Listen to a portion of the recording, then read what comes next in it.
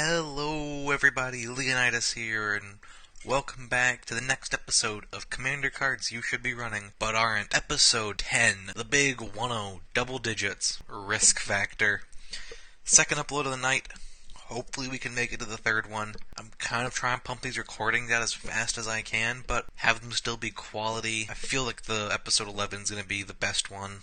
Risk factor is a red instant casting for 2 and a red, and reads, target opponent may have risk factor deal 4 damage to them. If that player doesn't, you draw 3 cards with Jumpstart, which means that you may cast this card from your graveyard by discarding a card in addition to paying any other costs, and then you exile the card after it's either resolved or been countered, basically once it leaves the stack. So why is this card so powerful? Well, you start looking at it, target an opponent, that's kind of weak, usually choosing's better. It either deals 4 damage to them or you get to draw 3 cards. Well, when would they ever let you draw 3 cards? They're always going to take the 4 damage, right? Unless they're at 4 or less life, or some other circumstances such as having something like Triskaidekaphobia out, but that's neither here nor there. What's so good about 2 and a red, deal 4 damage to target player? Nothing.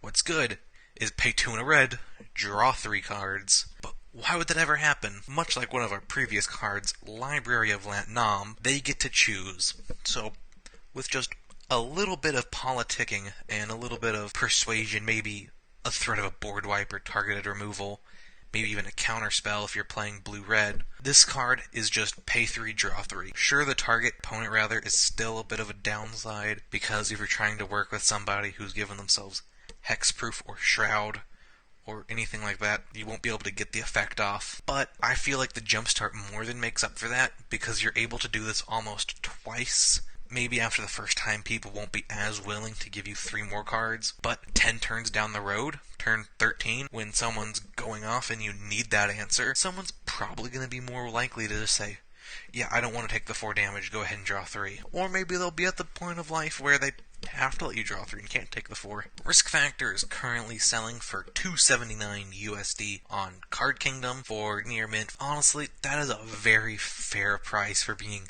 standard, legal, rare, and as good as it is. EDH only has it in 462 of its eligible decks.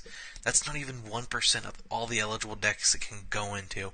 I'm sure we can kind of count out the red-blue decks as they have plenty of card draw, and maybe even red-black because they have stuff like Blood Divination or any of their tutor effects that effectively get them to fill their hand with whatever they want.